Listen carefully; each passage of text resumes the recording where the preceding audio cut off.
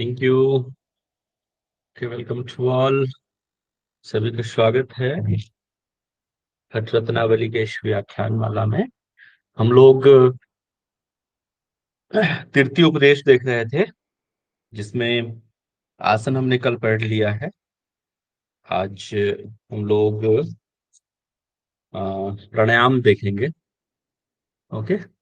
अभी तक जो भी किसी को कोई समस्या है वो पूछ लीजिए, अन्यथा हम आगे बढ़ेंगे। किसी को कोई कंफ्यूजन है अभी तक जो पढ़ा है आपने? All clear? ठीक है। मैं स्क्रीन प्रेजेंट कर रहा हूँ, एक बार आप मुझे बता दीजिएगा स्क्रीन शो हो रहा है या नहीं। वॉइस ब्रेक हो तो बता देना। चलिए, स्क्रीन दिख रहा है सबको? बता दीजिएगा स्क्रीन दिख रहा है? जी सर। ठीक है। तो अथ प्राणायाम, आज जो है हम आसन के बाद प्राणायाम को जानेंगे कि क्या है। हठ रत्नावली में किस तरह से वर्णन है प्राणायाम के बारे में यहाँ पे।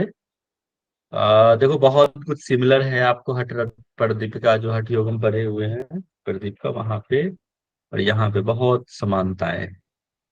कह रहा है कि अथ आसने दृढ़ योगी वसीहितमितासना गुरुदृष्ट मार्गेण प्राणायामासम अभ्यसेत। इसमें सेम चीज वैसे ही वर्णन है जैसे कि हठ प्रदीपिका में आपने पढ़ा है कि आसन के दृढ़ हो जाने पर, ठीक है, आसन में जब आप दृढ़ हो जाते हैं, इस तरीके से जब अभ्यास कर लेते हैं, तब योगी वसीहित मितासनम, योगी को अपने इंद्रियों को नियंत्रित करना है, संयमित रखना है, और हितमिताचना, और संयमित भोजन, हितकारी भोजन, मिताहारी भोजन लेना है। और क्या, गुरु के उपदेश पे, गुरु के बतलाए हुए मार्ग पे चलकर प्राणायाम समाधि, प्राणायाम का अभ्यास करना है।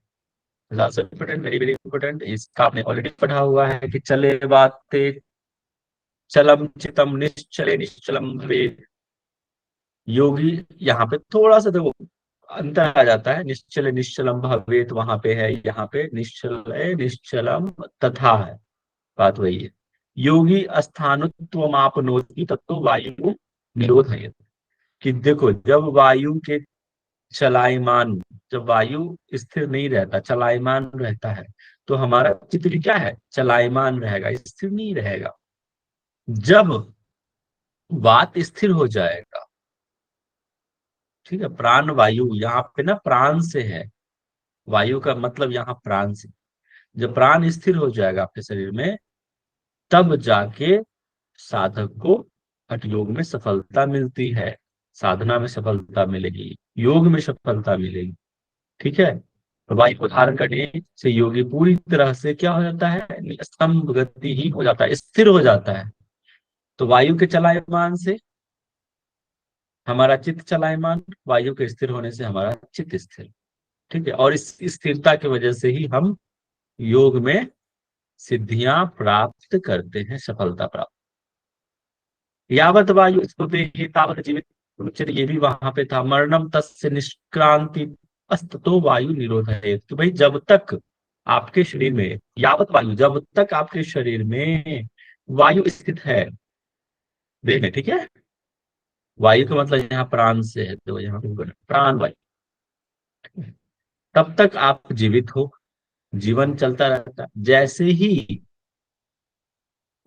वायु निष्क्रांति तो वायु है, और जैसे ही वायु समाप्त हो जाएगा, निष्क्रिय हो जाएगा आपके शरीर में, तो क्या होता है, मृत्यु को हम प्राप्त कर लेते हैं। इसीलिए कहा गया है वायु निरोध है। वायु पे नियंत्रण पाना है। निरोध करने का तात्पर्य यहाँ पे नियंत्रण है, संयमित करना है अपने वायु। प्राणायाम का तो मतलब ही तो है प्राण प्लस आयाम। वायु को, प्राण को क्या करना है, संयमित करना है और फैलाव विस्तार करना है, उसी को हम आयाम कहते हैं। आगे है, मलाकुलासु नाडेशु मारुतो नैव मध्य। ये देखो लाभ बता रहा है। कथम स्यात् उन्मनी भाव का काय सिद्धि कथम भावे, सेम चीज वहां पे भी है हठ योग में। कि जब तक नाड़ियां अशुद्ध हैं, मल जमा है नाड़ियों में, जब तक नाड़ियों में जब तक मल जमा है, तब तक मारुतो नैव मध्यगा, मारुत मतलब प्राण वायु जो है मध्य कैसे, सॉरी, कैसे प्रवेश करेगा प्राण जो है मध्य का मतलब यहाँ पे है सुषुम्ना से।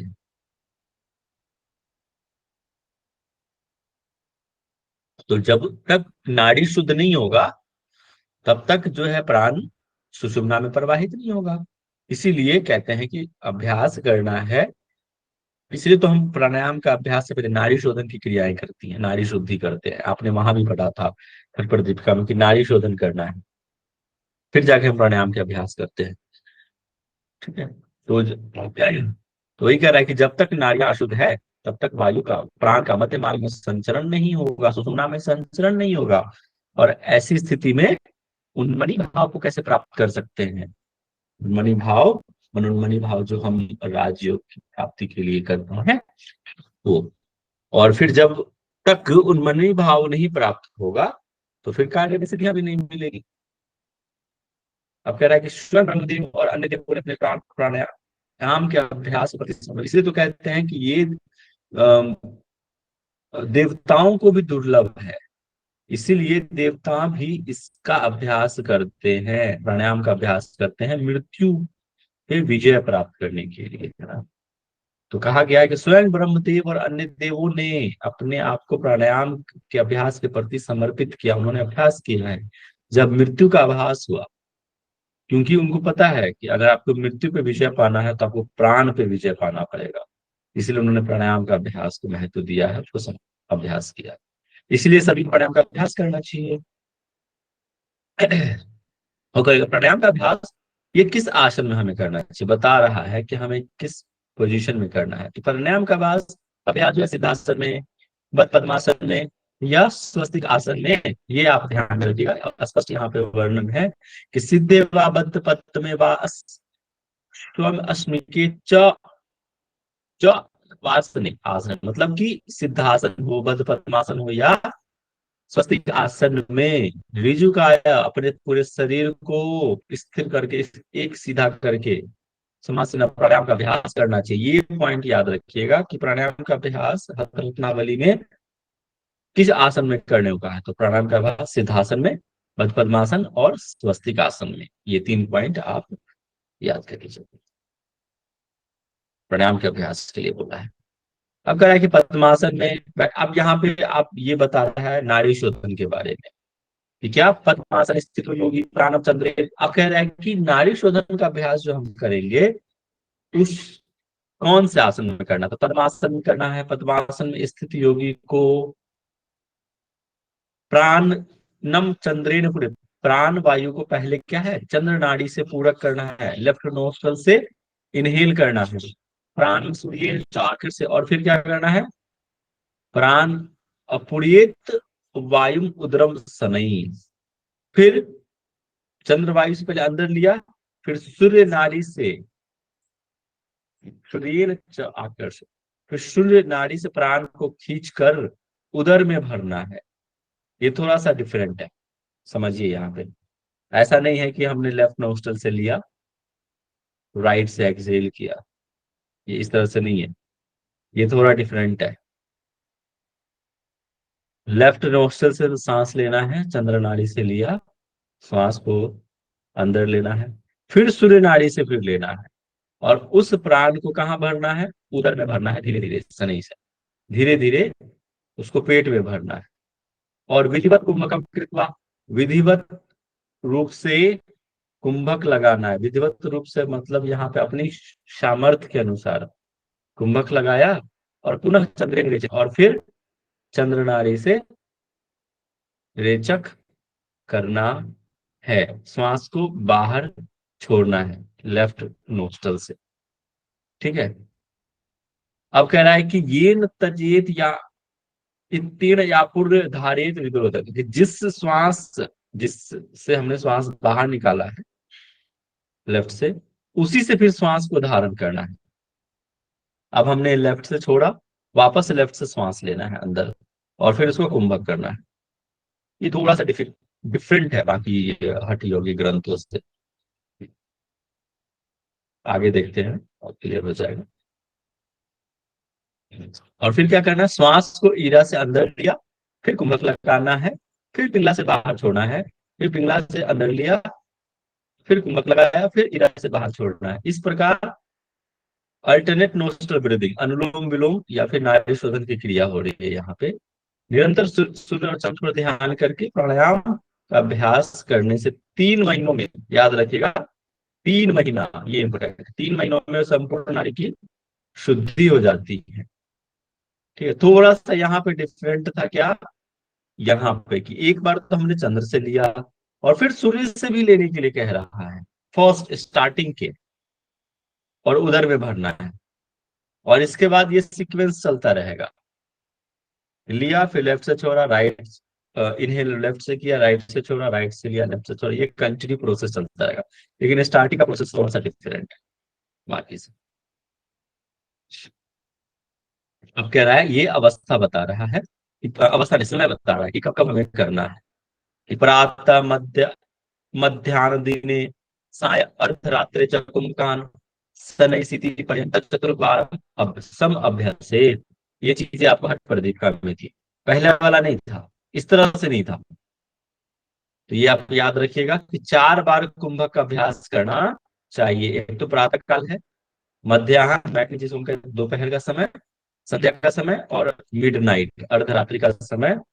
4 बार इसका अभ्यास करना है। धीरे धीरे कुंभक का अभ्यास की संख्या 80 तक करनी चाहिए। शनै स्थिति पर्यंत चतुर्बारम अभ्यास, 4 बार 80 बार करना है। देखो यहाँ पे थोड़ा सा इससे पहले भी इस तरह की चर्चा हुई थी, अश्विन में इस बात उठाई थी कि सर 80 बार एक बार करना है, और 80 चौके 32, 320 बार टोटल अगर देखा जाए तो।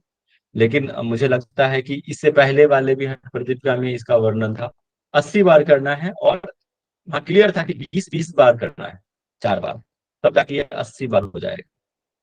आपको यही चीज याद रखना है, ठीक है।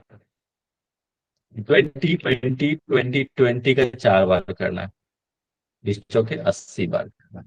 ये पॉइंट आप याद रखिएगा। एक और है इम्पोर्टेंट ये, कि भाई जो साधक होगा, जो इसका अभ्यास करेगा, तो उसके शरीर में कुछ तो लक्षण प्रतीत होंगे, लक्षण उभर के आएगा। तो क्या होगा, कनि ऐसी भावित स्वेद कंपो भवती मध्य उत्तिष्ठ उत्तम प्राण रोधे पद्मासने महु। कि जो कुंभक का जब अभ्यास करेगा जो साधक, तो कनियशी जो निम्न कोटि के जो साधक होते हैं, कनियशी मतलब होता है निम्न कोटि के साधक होगा, उसके शरीर से क्या होगा, स्वेद उत्पन्न होगा। स्वेद मतलब होता है पसीना, स्वेटिंग, पसीना आएगा, ठीक है? और जो मध्यम कोटि के जो साधक है, कंपन, शरीर में क्या होगा, कंपन होगा। सेम चीज हमने वहां भी पढ़ा। और उत्तम कोटि के जो साधक होगा, उसका प्राण क्या होगा, ऊर्ध्व गति में जाएगा, ऊपर की तरफ उठेगा। और इसका अभ्यास कैसे करना है, इससे पद्मासन की स्थिति में करना चाहिए। नाड़ी शोधन का स्पष्ट बोल दिया, नाड़ी शोधन का अभ्यास पद्मासन में ये 3 प्रकार के थे। एक तो अधम कोटि के साधक, स्वेद उत्पन्न होगा, पसीना आएगा। मध्यम कोटि के साधक, उसमें कंपन शरीर आएगा। और उत्तम के जो साधक होंगे, उसका प्राण जो है ऊर्ध्व गति हो जाएगा, ऊपर पद्मासन में इसका अभ्यास करना है। आगे देखते हैं। अब कह रहा है कि जलेन सर्वजातेन अंगमर्तनम आचरेत दृढ़ता लघुता च अपि तथा गात्रश जायते। कि जो आप अभ्यास किया है, ये भी ध्यान में रखिएगा कि भाई जो पसीना उत्पन्न हुआ है प्राणायाम के अभ्यास से, जो पसीना उत्पन्न हुआ शरीर में, उसको क्या करना है, क्या करते हैं, टॉवल से पोंछ लेते हैं। यहाँ पे किस शरीर पे मर्दन करना है, अपने अंगों पे मर्दन करना है, शरीर के अंगों पे उसको क्या करना है, पसीने को दबाना है। यही चीजें मैंने पूछा था आपके एग्जाम में भी पूछा था, हट प्रदीप का टेस्ट, कि भाई जो पसीना उत्पन्न हुआ उसको क्या करना चाहिए, दबाना चाहिए। तो यहाँ दबाने और मर्दन करने का तात्पर्य ही वही सेम, शरीर पे रगड़ना है, मालिश करना है, उसको दबाना है बस, ठीक है। तो इससे क्या होगा, शरीर में दृढ़ता आएगा, लघुता आएगा मतलब हल्कापन आएगा, ये लाभ है। अब कह रहा है कि भाई प्राण को वश में करना है तो हमें कैसे करना है। तो उपमा दिया गया है कि जैसे आप सिंह को, हाथी को, व्याघ्र को यथा सिंहों का जो व्याघ्रो भवेत दृश्य शनि शनि, धीरे धीरे जैसे आप हाथी, शेर, बाघ को अपने वश में करते हैं ना हंटर। जो आप सर्कस देखे होंगे, हंटर मैन के सामने सारे जानवर क्या होता है, उनके जैसे नाचते हैं, उनके अनुसार काम करते हैं, ये कहने का मतलब ये। तो वैसे ही प्राण अपने वश में हो जाने के बाद आपके, मतलब आपका कंट्रोल हो जाएगा प्राण के ऊपर कि हमें उसे कैसे चलाना है। ठीक है। तो उसके जैसा अपने प्राण को क्या करना है, वश में करना। तथा वसे भी तो वायु भावेत शनि शनि, उसी प्रकार से धीरे धीरे वायु को वश में करना है, जैसे कि आप सिंह, हाथी और बाघ को वश में किया जाता है। अब कहता है कि अ, भाई अगर आप अभ्यास करते हैं तो अच्छी बात है, अच्छे तरीके से अभ्यास करेंगे तो रोग मुक्त होंगे। लेकिन जैसे ही गलत अभ्यास करेंगे तो क्या होगा, रोग से ग्रस्त हो जाएगा। बहुत गलत ये धारणा है हमारे समाज में कि भाई योग के साइड इफेक्ट नहीं होते, बिल्कुल होते हैं। अगर आप अच्छे ढंग से अभ्यास नहीं करेंगे तो योग के भी साइड इफेक्ट हो सकता है। तो विधिवत प्राणायामेन युक्त की प्राणायाम के युक्त पूर्वक अभ्यास से, है ना, विधिवत रूप से अभ्यास से सारे ही रोगों का क्षय होता है। अयुक्ताभ्यास योगेन सर्वरोग समुद्भव, कि अब अयुक्त रूप से अगर आप गलत तरीके से अभ्यास करेंगे तो क्या होगा, सर्व रोग मतलब सभी रोग उत्पन्न हो जाएगा आपके शरीर में। ये देखो मक्खी समाधि ने भी, तो देखो यहाँ पे कह रहा है अब गलत अभ्यास करेंगे तो भाई रोग तो होगा। तो किस प्रकार के रोग होगा, तो श्वास कर्ण की वेदना, भवंती रीतिमारूढ़ पवनस्य व्यतिक्रमात्, कि भाई हिक्का, जो हम हिचकी लेते हैं ना, हिक्का कई बार खाना खाते हो, हिचकी लेते हैं, होने लग जाती है ना, तो हम क्या सोचते हैं कि भाई हमें कोई याद कर रहा है ना, प्रेमी प्रेमिका को या प्रेमी प्रेमी प्रेमिका प्रेमी को, इस तरह से अपन जनरली सोच लेते हैं कि तो यंगस्टर्स। ठीक है। तो हिचकी आना, जोक सपाट, हिचकी आना, श्वास मतलब कि जो दमा होता है ना, अस्थमा, कांसस से खांसी, सिर, कान और आंखें मतलब ईएनटी से रिलेटेड जो भी रोग होगा ना वो सारे ही, सिर, कान, आंख, है ना, सिर, कर्ण, वेदना, उनके रोग, उनसे पीड़ा उत्पन्न, उनके जैसे रोग होने लगेगा सिर, कान में। इसके क्या कहते हैं, ये इससे गलत अभ्यास से भगवती की दीवार होगा, और क्या होगा, और होगा वात के रोग, वायु दोष होना से व्यतिक्रमात, है ना, विविध प्रकार के वायु दोष। कितने प्रकार के वायु दोष हो सकता है बताइए। 80, 80 अमोडिबल, प्रकार के सर। Yes sir. 80 सर, कितने 80। प्रकार के 80 प्रकार। वायु दोष 80 होते हैं। प्रकार के सर। वात दोष सर कोई 80 नहीं, प्रकार के। बात आसी पक्का कैसा। भाई निजी जी बताइए, वात से कितने प्रकार के रोग होते हैं। 80। 80 जय प्रकार जी के कह सर। रहे हैं, बहुत बढ़िया। ठीक है। तो 80 प्रकार के रोग जो हैं होते हैं। एक्चुअली आपकी आवाज नहीं आ रही थी, शायद आप लोग कुछ तो लोग बोल रहे होंगे होंगे, कोई बात नहीं। तो वात से 80 प्रकार के रोग होते हैं, पित्त से 40 और कफ से 20। ये क्लियर है। आगे बढ़ते हैं। युक्तम युक्तम तेजित्वायु, युक्तम युक्तम प्रफुर्येत, युक्तम युक्तम च बंधनी बंधनिया देव देवम सिद्धि मा पुण्यात्, कि भाई योगी को चाहिए क्या, कि वो उचित विधि से वायु का रेचक पूरा करे, विधिवत रूप से श्वास को लेना है और विधिवत रूप से श्वास को छोड़ना है। और क्या करना है, बंधन ये, और विधिवत रूप से कुंभक भी करना है, तभी जाके आपको योग में। ऐसा नहीं, विधिवत रूप से मतलब क्या, एक अच्छे सीक्वेंस में होना चाहिए। आप जैसे एग्जांपल से समझ लो कि हमें 10 सेकंड श्वास लिया है, तो आप एक रेशियो डिसाइड कर सकते हो। कई प्रकार के रेशियो आपने पढ़ा होगा, 1:1:1:1, 1:2:2:1, 1:4:2, मतलब कई रेशियो हैं श्वास लेने छोड़ने और कुंभक की। तो एक रेशियो आप डिसाइड कर सकता है, ऐसा नहीं कि 10 हमने सांस लिया तो कभी हम 8 ले रहे हैं, कभी 6 ले रहे हैं, कभी हम कुछ रेशियो सेकंड छोड़ रहे हैं। तो इस तरह से नहीं, ये उचित नहीं है। एक फिक्स होना चाहिए रेशियो। ओके, चाहे आप इक्वल रेशियो करो या फिर आप चेंज कर सकते हो, लेकिन फिक्स रेशियो में आपको सांस लेना है, छोड़ना है, होल्ड करना है, तभी जाकर आपको सफलता प्राप्त होगी। अब कह रहा है कि जब नाड़ियां शुद्ध हो जाती है, यदा तो नाड़ी शुद्धि स्यात् तदा चिन्हानि भाई। अब जब नाड़ी शुद्धि हो जाएगी तो आपके शरीर में बाह्य चीज पर आने लग जाएगा। भाई अभी तो बताया था ना कि भाई आप, ये तो लक्षण है योग की सिद्धियों की, तो लक्षण है कि आपके शरीर जैसे कांतिमय होने लग जाएगा, वाक्पटुता आने लग जाएगा, शरीर पतला होने लग जाएगा। मतलब अलग अलग तरह के लक्षण आपके शरीर में प्रकट हो। आप जैसे कोई जिम जाता है तो भाई क्या होता है, हम देखते ही बोल देते हैं, अरे अच्छा आप जिम जा रहे हो क्या। बॉडी क्या होता है, डोले शोले बनने लग जाते हैं, तो बाह्य लक्षण प्रकट होने लग गए। वैसे यहाँ पे है कि जब नाड़ियां शुद्ध होने लग जाती है तो निश्चित ही बाह्य लक्षण प्रकट होने लग जाते हैं, जैसे कि शरीर का पतला बन जाना, कासा से क्रिस्टा, मतलब काया कैसे हो जाएगी, शरीर कैसा पतलापन होने लग जाए, कांति का संचितम। और निश्चित रूप से शरीर क्या होगा, कांतिमय, एक आभा प्रकट होने लग जाएगा चेहरे पे, कांतिमय हो जाएगा पूरे शरीर। तो ये लक्षण है। यथस्थम धारणम वायुनारलस्य प्रदीपनम नाद नादाभिव्यक्ति रोग आरोग्यम जायते नाड़ी शोधना। कि भाई नाड़ी की शुद्धि हो जाने से क्या होगा, जब श्राग्नि प्रदीप्त होगी, है ना, एक लाख नाद की अभिव्यक्ति होगी।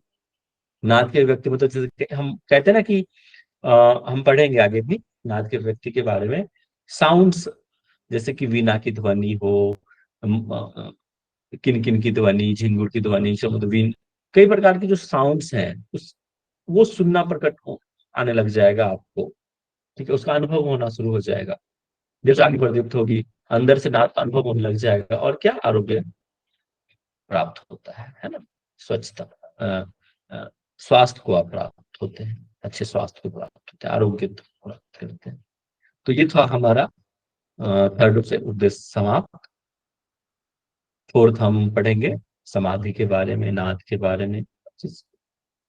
ओके, और किसी पर प्रश्न है तृतीय उपदेश से द्वितीय उपदेश, प्रथम उपदेश अभी तक, तो आप पूछ लीजिए। क्लियर है सभी को? मैं एक बार ना रीज्वाइन करता हूँ, शायद आप लोग की जो आवाज जो है मुझे नहीं आ रही है। एक मिनट होल्ड करें।